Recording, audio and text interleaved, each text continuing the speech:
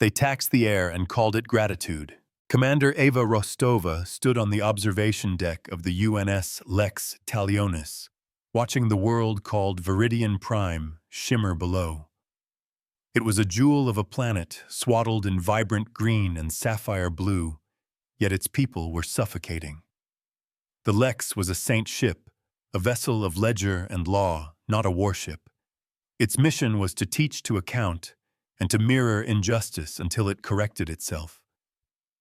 The stakes were simple: an entire civilization's freedom held ransom by a legal doctrine so perverse it bordered on obscene. Rostova's jaw was tight. She could feel the cold hum of the ship's motive arrays through the deck plates, a quiet anger that mirrored her own. She knew this would not be solved with phasers or torpedoes. This would be a battle of disclosure of precedent and of forcing a predator to state its nature for all to see in a public inquiry. Her second-in-command, Lieutenant Commander Aris Thorne, approached his footsteps, measured and quiet. "The Kell have responded, Eva. They've granted us a hearing." His voice was low, a calm counterpoint to the fury simmering just beneath her skin. Beside him, the holographic avatar of the ship's mind, Lyceum, flickered into existence, a column of silver light woven from countless threads of data. The probability of a favorable outcome through direct negotiation is 7.3%. Lyceum stated, its synthesized voice devoid of emotion. They have no incentive to relinquish their gratitude tithe. It is the foundation of their economic and political dominance in this sector. Rostova turned from the viewport, her gaze hard. "Then we give them one." This was not war. It was an audit. The Kell were masters of legal entanglement. They arrived at developing worlds as saviors, offering technology, medicine, and protection from the sector's myriad dangers. They asked for nothing in return at first. Once a society became dependent on their gifts, the Kell presented their bill, the gratitude tithe. It was a perpetual tax on existence, a portion of every transaction, every calorie consumed, every breath of air filtered by their atmospheric purifiers. To refuse was to be ungrateful, a crime punishable by the immediate revocation of all Kell support. The Viridian people, their world still recovering from a series of ecological disasters, were caught in this silken trap. They were being bled dry, not by conquerors, but by benefactors. A young girl on the surface of Viridian looked up at the sky, her breath misting in the cool air. The Kell purifiers hummed in the city square, massive, ornate structures that scrubbed the toxins from the atmosphere. Her father had told her they were a gift. He also told her that was why they often went to bed hungry. The gratitude tithe took a third of his wages before he ever saw them. She watched the new star in the sky, the human ship, and wondered if it was just another gift they couldn't afford. Her world was a collar, polished and kind. Rostova tapped her fingers on the briefing table. Their entire system is built on a logical fallacy. They conflate unsolicited aid with a binding contract. We need to make them articulate that on record. Thorne nodded, pulling up a star chart. The hearing is in 3 days before a quorum of sector signatories. The Kell ambassador, a creature named Praxis, will preside. Lyceum's avatar pulsed gently. Praxis is their most skilled orator. He has successfully defended the tithe against 7 different challenges from emerging species. Ava's lips thinned into a determined line. 7 challenges that argued morality. We're not going to argue morality. We're going to argue math. We would hold a mirror to their generosity. The plan was audacious. The Lex Talionis was more than a diplomatic vessel. It was a mobile ledger, a quantum-entangled accounting system, capable of tracking trillions of transactions in real time across interstellar distances. They would track every joule of energy, every unit of currency, every single resource extracted by the Kel under the guise of their tithe. They would create a perfect, irrefutable record of the gratitude being given and what was being taken in return. It was a high-stakes gamble.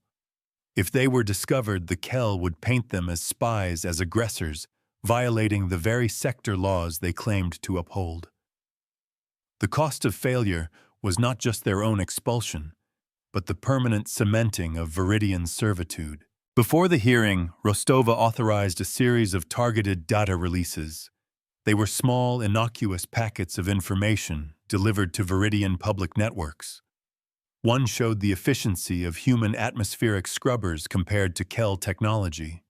Another detailed standard sector trade agreements, highlighting the absence of perpetual tithes. It was a quiet education, a seeding of doubt. Lyceum monitored the network chatter, its silver form brightening with each spike in conversation. "The seeds are taking root, Commander," the AI reported. "Discontent is becoming measurable." Rostova watched the data streams. Each flicker was a mind beginning to question. A sovereign people must first know the weight of their own chains. On the day of the hearing, the corridor leading to the chamber was a gallery of power. Kel sentinels, tall and insectoid, stood impossibly still, their polished carapaces reflecting the ambient light. Their presence was a silent declaration of authority. Rostova walked with Thorn at her side, her uniform crisp, her expression unreadable. She felt the weight of the Viridian people's hope on her shoulders. It was a heavier burden than any weapon. Lyceum was a silent partner, its consciousness linked to her neural interface, feeding her real-time analysis of the room's atmosphere, the delegates' biometrics, the subtle shifts in the Kel's energy signatures. The chamber was vast, a hemispherical space designed to awe. Praxis sat on a raised dais, his form a cascade of dark flowing robes. His voice when he spoke was like honey and gravel. "Commander Rostova, welcome. We are grateful for your presence."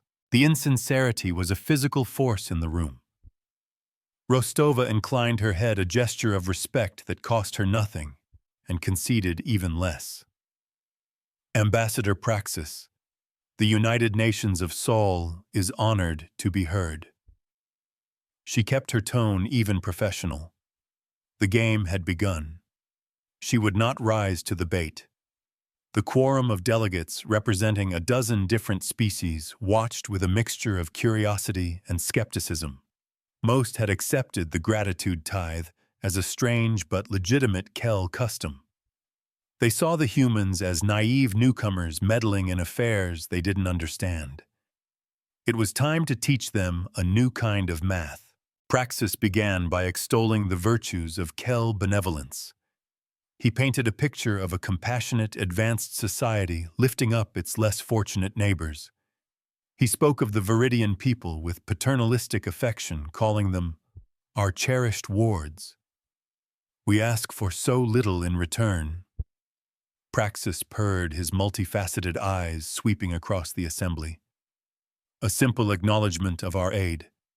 A token of their immense gratitude which allows us to continue our noble work across the stars." Rostova listened patiently, letting him build his own cage.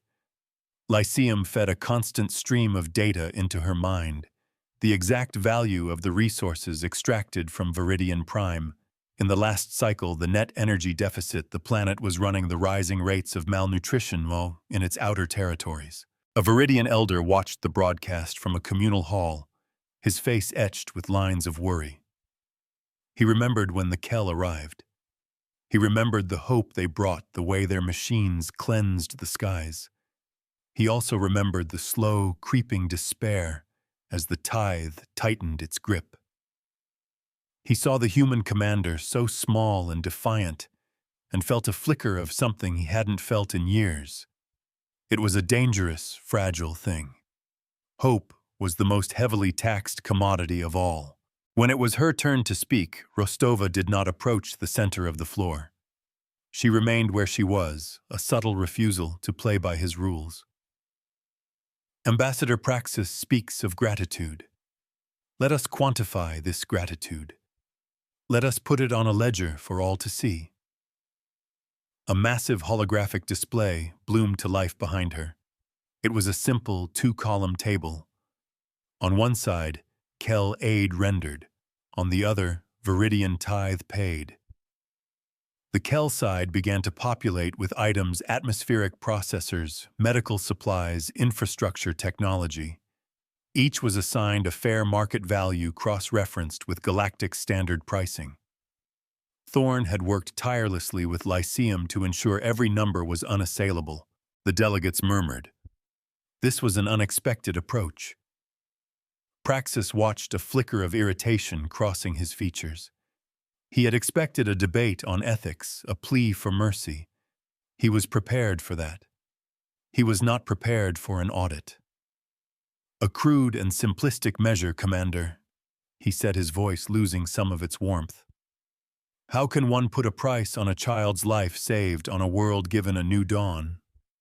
Rostova met his gaze. We can and we must, because you have. The ledger does not lie. It only counts. The other side of the ledger began to fill. It showed the raw materials, the energy credits, the intellectual property waivers extracted from Viridian Prime. The numbers climbed at an astonishing rate. Within moments, the tithe-paid column dwarfed the aid-rendered column. The value of the tithe was not just a third of their economy. It was a compounding debt that stripped them of their future. Rostova let the numbers hang in the air, a silent, damning testament. This is not gratitude, Ambassador. This is predation disguised as charity. A gasp went through the assembly. The accusation was blunt, brutal, and according to the data shimmering in the air, undeniably true. Praxis rose, his robes swirling around him. Your numbers are meaningless. They do not account for the interest on our investment, the risk we undertook. It was the first crack in his calm facade. He had made a mistake. He had admitted it was an investment, not a gift. Rostova pressed the advantage. An investment. Then it is subject to the sector's fair trade and usury laws. Please show us the contract where the Viridian people agreed to these terms. She had him, and he knew it. The Kel ambassador faltered, his mandibles clicking in agitation. Of course, there was no contract. The tithe was a unilateral imposition, enforced by dependency. The beauty of their system was the absence of formal agreements. It was all based on an unwritten, unassailable moral obligation. Our agreement is one of the heart, Praxis countered, attempting to regain control. It is a covenant of mutual respect. Lyceum's voice echoed through the chamber, cool and precise, transmitted from the Lex Talionis. A covenant requires disclosure. Our analysis of Viridian public records shows no disclosure of compounding interest or evaluation of aid that would justify the current tithe. The agreement, as you call it, is legally void due to misrepresentation. This was the first escalation. The direct intervention of the ship's AI speaking as a legal entity was a move the Kel had not anticipated. Under sector law, a registered Saint ship's core consciousness had standing in matters of interstellar commerce. The delegates began to whisper amongst themselves, their expressions shifting from skepticism to intense interest. The human commander had not come to plead. She had come to prosecute. A debt built on deceit is a theft in waiting. Praxis for the first time looked cornered. He had built his career on eloquent speeches and moral posturing. He was a master of shaping narratives. But he couldn't argue with the raw, cold data Lyceum was presenting. He couldn't refute the AI's flawless logic. He fell back on his only remaining defense authority. This is an insult to the Kel hegemony. We are the benefactors of this sector. We will not be subjected to this. this public shaming by an upstart species that still clings to its single-system origins. He was trying to change the subject to make it about status, not facts. Rostova knew this was a critical moment. She had to pivot from the numbers to the principle, locking in her advantage. This is not about status, Ambassador. It is about the rule of law. The law you yourself have cited in other hearings. The law that protects all of us from exploitation. She gestured to the stunned Viridian delegation. Or does the law only protect those powerful enough to enforce it? The question hung in the vast chamber, a direct challenge to the entire quorum. She was forcing them to choose a side. Were they a community of laws or a hierarchy of power? A question is a lever that can move worlds. In a quiet hydroponics bay on Viridian, a farmer checked the nutrient levels for her crops. The Kel-provided systems were efficient, but the tithe took so much of her harvest that she had to ration food for her own family. She watched the hearing on a small flickering screen, her heart pounding. The human commander was speaking a language she understood, fairness. It was a language she had almost forgotten. She touched the screen, a silent prayer on her lips. For the first time, the numbers felt like they were on her side. Praxis, seeing the shifting allegiances in the room, made a calculated retreat. This hearing is a sham. The commander has presented falsified data and is attempting to subvert our sacred traditions with cold, soulless logic. He turned to the other delegates. We will not dignify this proceeding any further. The gratitude tithe is a matter between the Kel and the people of Viridian. It is an internal affair. He made to leave, intending to shut down the inquiry and deal with the humans through other less public channels. It was a classic power play, deny, discredit, disengage. But Rostova was ready for it. An internal affair? She asked, her voice ringing with clarity. Then you will have no objection to us offering the Viridian people a choice. This was the moment the mirror would be unveiled. Behind her, the holographic display changed. It was no longer a ledger. It was a live system-wide energy map. The Lex Talionis had spent the last 3 days quietly, carefully extending a network of microscopic energy probes throughout the Viridian system. They had mapped every Kel ship, every station, every purifier. Lyceum had calculated the exact energy expenditure required to run the Kel's benevolent infrastructure, and it had calculated the exact amount of energy being drawn from Viridian Prime to power it. The truth was stark. The Kel were not just taxing the people. They were using Viridian's own geothermal and solar resources to power the very machines they were being tithed for. According to our readings, Rostova announced, her voice calm and steady. The Viridian system is providing a 94% energy surplus to the Kel infrastructure, currently aiding them. They are not just paying for their own support. They are exporting power to the Kel hegemony at a net loss. The chamber erupted. Delegates were on their feet, shouting questions. The Viridian representatives looked at each other in stunned disbelief. They were not just being taxed. They were being harvested. The collar of gratitude was in fact a yoke of labor. Generosity should not generate a profit from the recipient. Praxis froze, his composure finally shattering. This went beyond legal arguments. This was an accusation of systemic parasitic exploitation. This was a truth he could not spin. Lies, fabricated data from a hostile power. He roared, but the accusation lacked conviction. The detail in the energy map was too precise, too comprehensive to be faked on the fly. Lyceum had been working on this since the Lex Talionis entered the system. Every Kel energy signature, every power conduit was laid bare for the sector to see. Rostova now took a step forward, her voice dropping, but losing none of its intensity. We are not a hostile power, Ambassador. We are an accounting power, and this account is egregiously unbalanced. She turned to the quorum. We offer a simple solution. We will provide the Viridian people with our own atmospheric purifiers, our own medical technology, our own infrastructure, technology that is not a leash, and we will ask for nothing in return. No tithe, no gratitude, only that they one day pay the favor forward to another world in need. It was a direct challenge to the Kel's monopoly on aid. It was an offer of freedom. A true gift has no hidden price tag.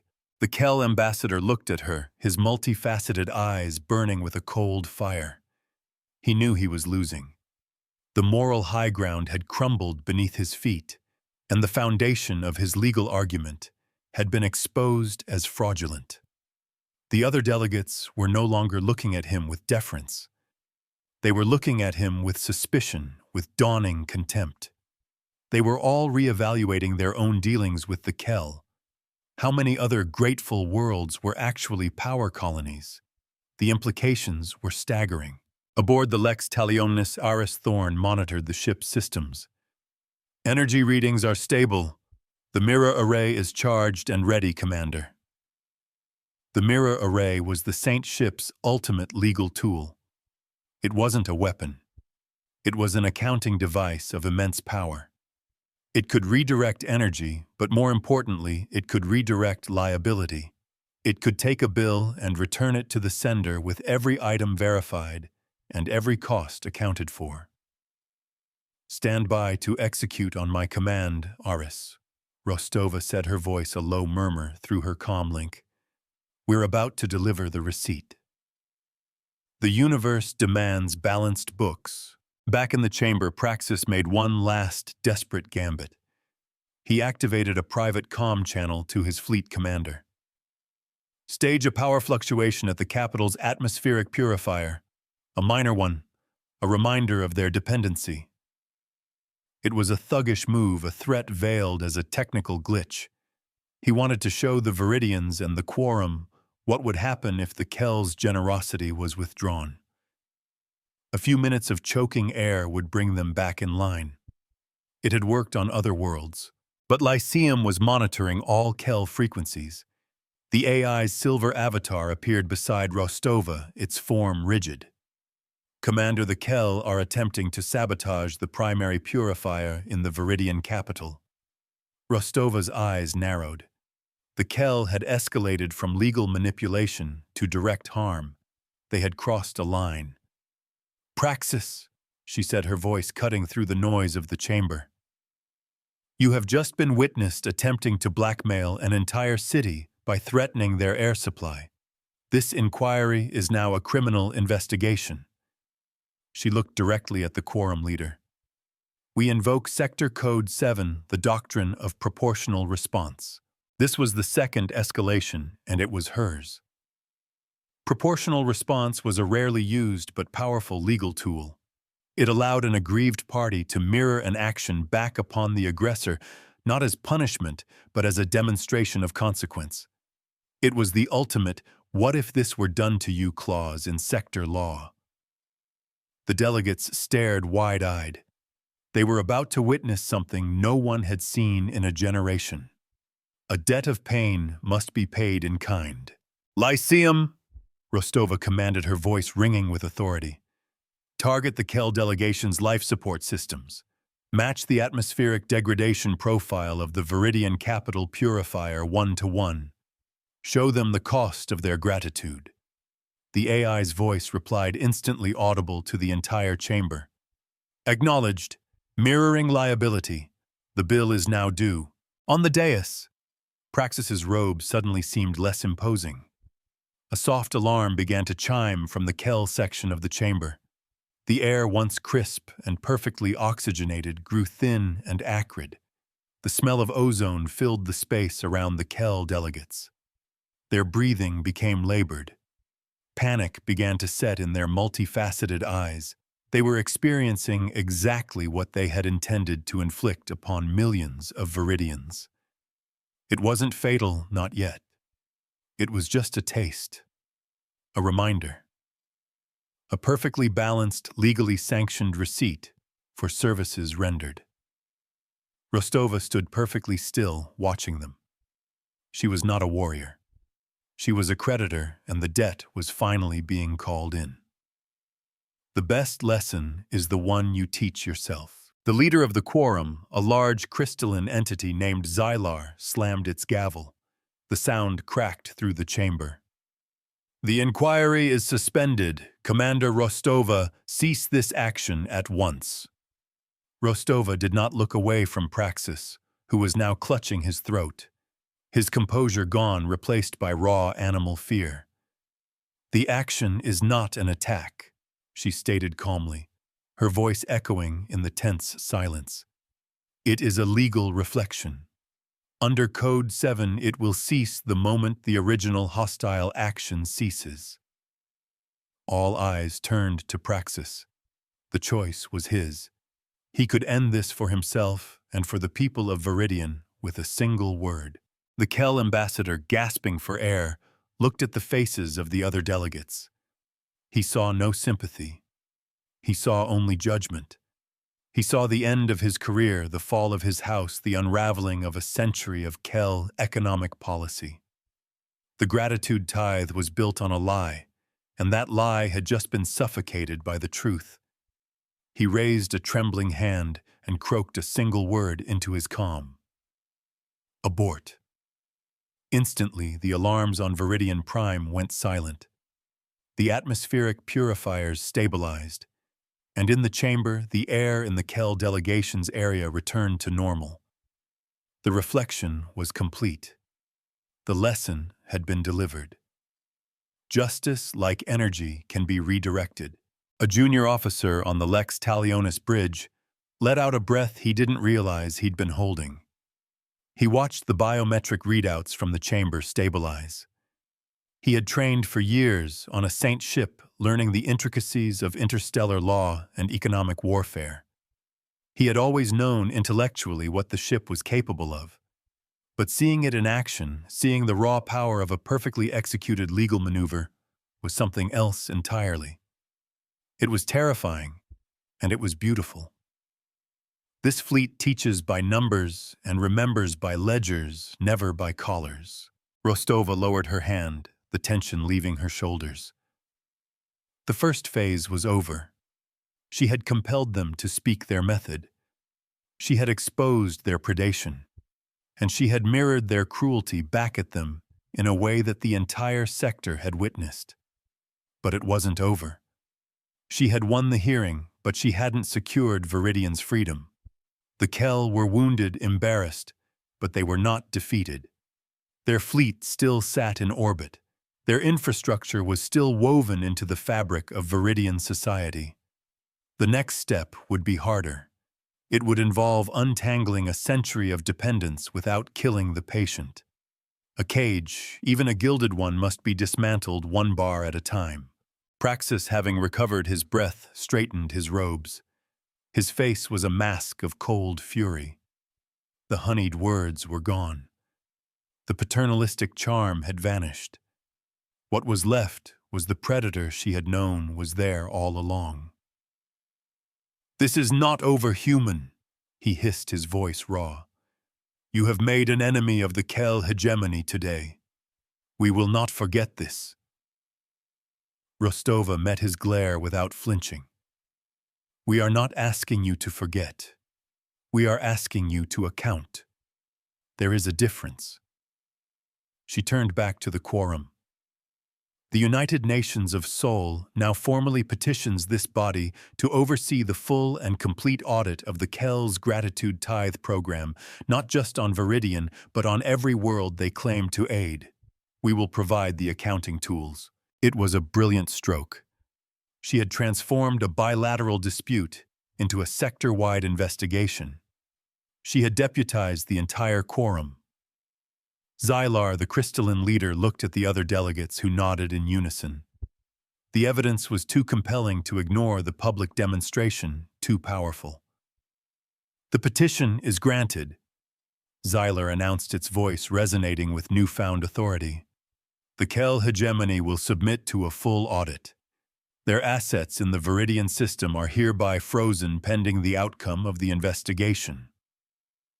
The sound of the gavel falling again was like a star collapsing. It was the sound of an empire beginning to fracture. The truth is a solvent for power. As the delegates filed out, Thorne joined Rostova. That was a hell of a risk, Eva. Invoking Code 7. She nodded, her gaze distant. It was the only way. They had to feel it. Numbers on a screen are abstract. Suffocation is personal. Lyceum's avatar shimmered beside them. Probability of Kell retaliation through non-legal channels is now 67.4%. They will not abide by the quorum's ruling without coercion. The AI's assessment was sobering. They had won the legal battle, but the real fight was just beginning. The Kell fleet was still a potent threat, and their influence ran deep. A message blinked on a public terminal in Viridian's capital. It was a simple statement from the human commander translated into the local dialect. The first payment has been returned. More will follow. A crowd had gathered around the terminal. They read the message and then they looked up at the Kell purifiers not with fear, but with a new calculating anger.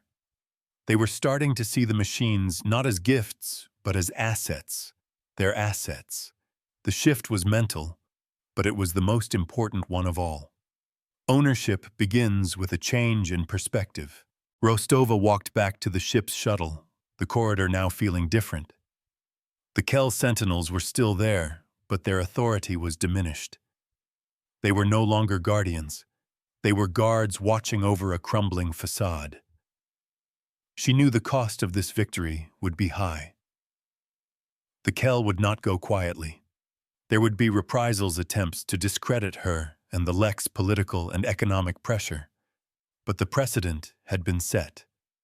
The ledger was now public, and the mirror had shown the Kell their own true face. She strapped herself into her seat on the shuttle, feeling the familiar vibration as it lifted off. The view of Viridian filled her window. It looked greener, brighter, already breathing a little easier. It was a start. A down payment on a debt of freedom long overdue. The hardest part of breaking chains is realizing you are holding the key. Back on the Lex Talionis, the mood was not one of celebration. It was the tense, quiet focus of a team that had just won the first round of a championship, knowing the next would be harder. Rostova stood before the main holographic display, which now showed a complex web of dependencies. Kell-built power grids, water purification plants, communication networks, all deeply enmeshed with Viridian life. They've built the cage and convinced the prisoner it's a skeleton, Thorne observed, tracing a line on the schematic. We can't just rip it all out. They'll bleed to death. Lyceum's avatar pulsed with a soft silver light. The Kell are now complying with the audit, but their compliance is weaponized. They are providing terabytes of unindexed, poorly formatted data. It is a deliberate attempt to slow the process to a crawl. Rostova crossed her arms. They're buying time. For what? She didn't have to wait long for an answer. The first reports came from Viridian's southern continent. A Kell-managed atmospheric moisture reclamation plant had suffered a catastrophic failure. 1 million people were without fresh water. The Kell expressed their deepest regrets, citing the unusual stress of the audit as a distraction for their technicians. It was a lie, and everyone knew it. It was a message. This is what happens when you question our gratitude. A pain you cannot prove is the cruelest weapon. In a dusty settlement, a mother gave her child the last of their stored water. She looked at the silent, ornate Kell facility on the horizon. For generations, it had been a symbol of life. Now it was a monument to their vulnerability. She heard the human ships were offering help, but they were in orbit, distant and abstract. Her child's thirst was real and immediate. The Kell had promised a repair tanker, but it was days away. The price for their defiance was being paid by the innocent. "They're creating a humanitarian crisis," Thorne said, his voice laced with fury. "They want to force the Viridian government to publicly ask for their help to recant their testimony and reject ours. It's blackmail on a planetary scale." Rostova's jaw was a hard line. "Lyceum, what's the fastest way we can get water to the southern continent?" The AI processed for a moment. "Our shuttles can synthesize water from atmospheric humidity, but our capacity is limited. We can alleviate the worst of the crisis in the major population centers, but we cannot replace the output of the failed plant in time. It would take weeks." This was the Kel's advantage. They had the infrastructure, the scale. They could hurt the Viridians faster than the humans could heal them. The scale of the poison determines the difficulty of the cure. Rostova turned to her command team. "They want to show the Viridians that freedom is painful. We need to show them that it's worth it. Iris, coordinate with the Viridian government. Deploy all our available shuttles. Focus on hospitals, schools. Make our presence visible. Lyceum, I want you to stop trying to make sense of the Kel's data dump. Instead, I want you to analyze the infrastructure itself. Find the back doors. Find the kill switches they built into their gifts." Lyceum's avatar sharpened. "A new directive. I comply. Searching for deliberate points of failure is a more efficient use of my processing power." The next few days were a grueling test of wills. The Lex Talionis and its support craft became a lifeline, a bucket brigade against a rising tide of manufactured crises. A hospital's power grid would fail. A human engineering team would arrive to install emergency generators. A communication network would go down. The Lex would reroute traffic through its own systems. With each incident, the Kel offered their assistance, their voices dripping with false sympathy, and with each incident, the Viridian people, bolstered by the humans' relentless efforts, refused. It was a costly defiance. Lives were lost. The suffering was real, but a new resolve was being forged in the crucible of that suffering. They were learning the difference between a crutch and a shackle. Rostova had not slept in 3 days. She lived on caffeine and sheer determination, coordinating relief efforts, managing her crew, and preparing for the Kel's next move. She knew this war of 1,000 cuts was just a prelude. The Kel were methodical. They were escalating. Thorne entered her ready room, his face grim.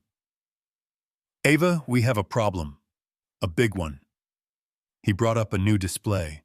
It showed the planet's primary orbital mirror, a massive Kel-built structure that regulated planetary temperatures and deflected harmful radiation. Lyceum found it. A cascade failure sequence embedded deep in the mirror's control system. It's dormant, but it can be activated remotely. Lyceum's voice filled the room, cold and precise. "The sequence, once initiated, will cause the mirror to misalign. It will focus solar radiation on the planet's equatorial regions. The effect would be catastrophic. Widespread fires, atmospheric ignition, the boiling of surface water.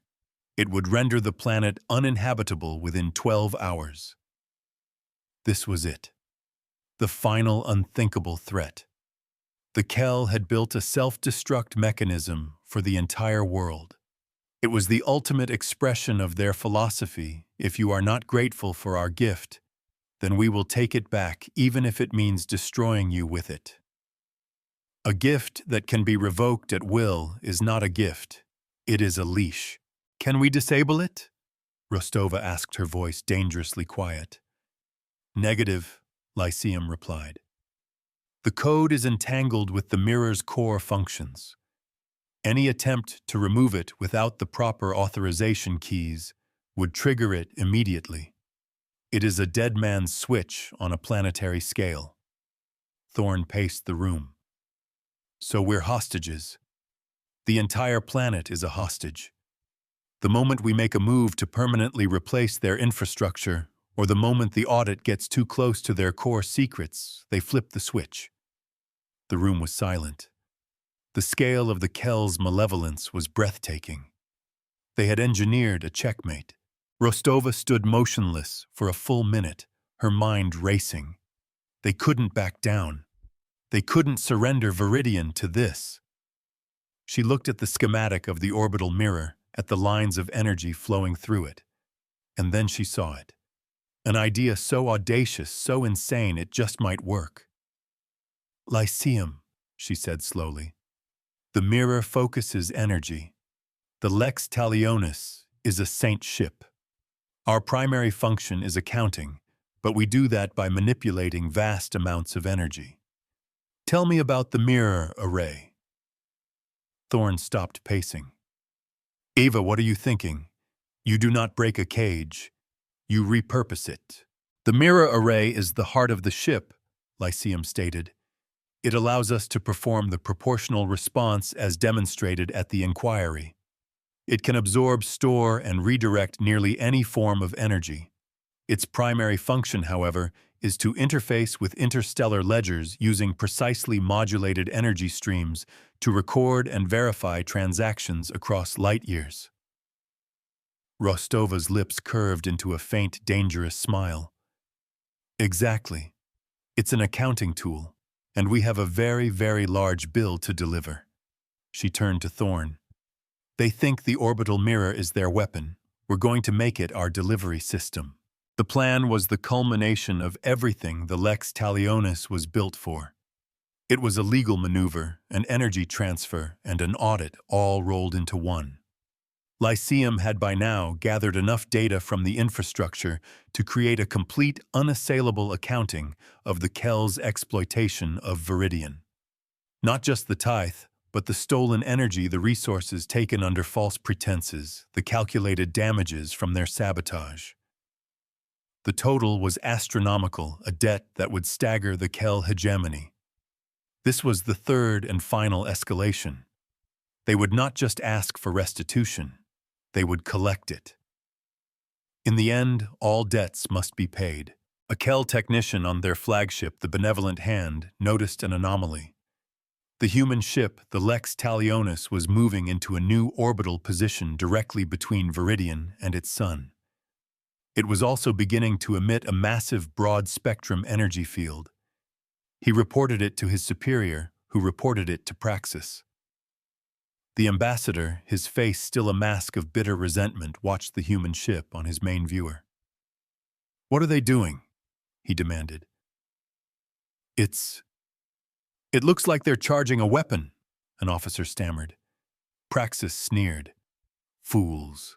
A direct attack would be a violation of sector law. They would be pariahs. Let them posture." But the Lex Talionis wasn't preparing to fire a weapon. It was preparing to open its books. Aboard the human ship's bridge, the atmosphere was electric. "Commander, the mirror array is at full charge." Thorn reported his station glowing with energy readings. "We are in position. Lyceum has calculated the final bill." Rostova stood at the center of the bridge, her hands clasped behind her back. "Lyceum, on my mark, open a public channel to every signatory of the sector quorum, and open a direct, unencrypted ledger entry in the Kel hegemony's primary financial system." Her voice was calm, but it held the weight of a collapsing star. "It's time to settle this account. A receipt is a form of reckoning." "Mark," she said. Instantly across the sector, screens lit up. Delegates, merchants, and military commanders saw a new entry appear in the public record. It was a bill. A demand for payment from the UNS Lex Talionis to the Kel hegemony on behalf of the people of Viridian Prime. It was itemized. Every stolen credit, every diverted watt of power, every life lost due to their manufactured famines and droughts was listed, quantified, and assigned a value based on established sector law. Praxis stared at the bill appearing on his own command console, his mandibles agape. The sheer audacity of it was stunning. "They are billing us," he whispered in disbelief. Praxis! Rostova's voice boomed across the Kel bridge, clear and cold. You have 30 seconds to acknowledge this debt and begin the transfer of funds. The ambassador laughed a harsh, grating sound. And if I refuse, Commander? What will you do? Fire on us, trigger the very war you claim to abhor? Or will you activate the failsafe on the mirror and destroy the world you pretend to protect? You are bluffing. Rostova's face appeared on his screen. There was no anger in her eyes. There was only the serene confidence of a banker about to foreclose. You misunderstand, Ambassador. I am not asking you to pay. I am informing you that the debt is being collected. When the law is on your side, you do not need to ask for permission. Lyceum, execute. On the bridge of the Lex Thorn grabbed his console to steady himself as a deep, powerful hum vibrated through the entire ship. The vessel's mirror array flared with impossible brilliance. It fired not a beam of destruction, but a beam of pure information, of legal authority. The beam struck the Kel's orbital mirror, but instead of damaging it, it interfaced with it. Lyceum had found the back doors, and now it was using them. The massive orbital mirror, the Kel's doomsday weapon, was now under human control. It began to pivot, turning its vast surface away from Viridian and focusing it directly on the Kel fleet. What is happening? Praxis yelled, as alarms began to scream across his bridge. They've seized the mirror. They're using it to channel their energy beam, an officer cried out. But it still wasn't an attack. The beam that now enveloped the Kel fleet was not destructive. It was an accounting tool. It was a massive system-wide version of the mirror effect she had used in the inquiry. It was draining them. Every ship, every station, every Kel asset in the system found its power reserves being siphoned smoothly, efficiently, and irresistibly. The energy wasn't being destroyed. It was being transferred. Redirected through the orbital mirror down to the Viridian power grid, paying off the debt in pure, usable energy. The mirror reflects not light, but liability. On Viridian, lights flickered on in cities that had been dark for days. Water pumps began to whir. The planet's grid, once bled dry by the Kel, was now flooding with power. They were receiving, in a matter of minutes, the stolen energy of a generation. Every citizen with a public display saw the transaction in real time. They saw the debt to Viridian shrinking and the Kel hegemony's public accounts being debited.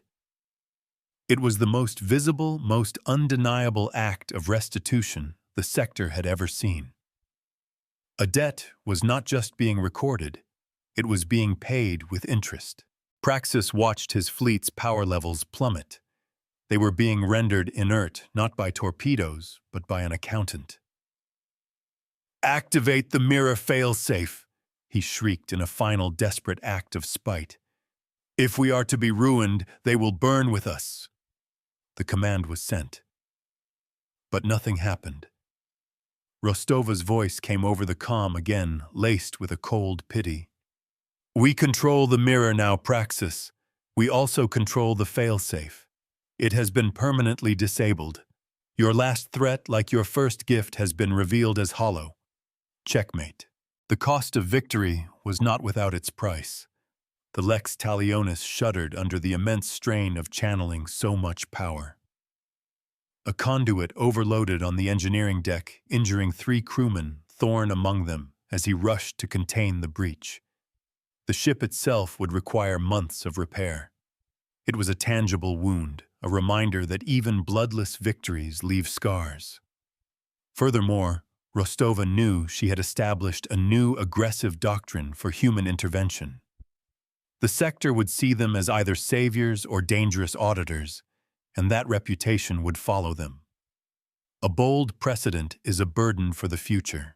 With its fleet disabled and its crimes laid bare on a public ledger for the entire galaxy, to see the Kel hegemony had no choice. The crippled ships began their slow, silent withdrawal from Viridian space. Praxis was recalled in disgrace. The gratitude tithe was not just defeated, it was discredited on a fundamental level. Back in the quorum Xylar, the crystalline entity brought its gavel down for a final time. Its voice rang with a new conviction shaped by the human's audacious lesson. The doctrine known as the gratitude tithe, and any legal framework that imposes perpetual, non-negotiable debt in exchange for unsolicited aid, is hereby outlawed under sector law. Let the Viridian audit stand as precedent. The entry blinked, confirmed on the public ledger, a new law carved into the foundation. Interstellar society visible and enforceable for all time. Privileges formerly granted to the Kel hegemony were officially rescinded.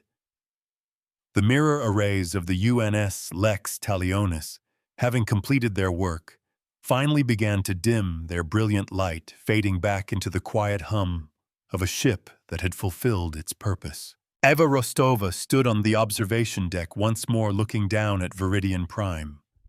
The planet seemed to shine with its own light, now a vibrant, liberated green. Eris Thorne, his arm in a medical brace, stood beside her. He was smiling.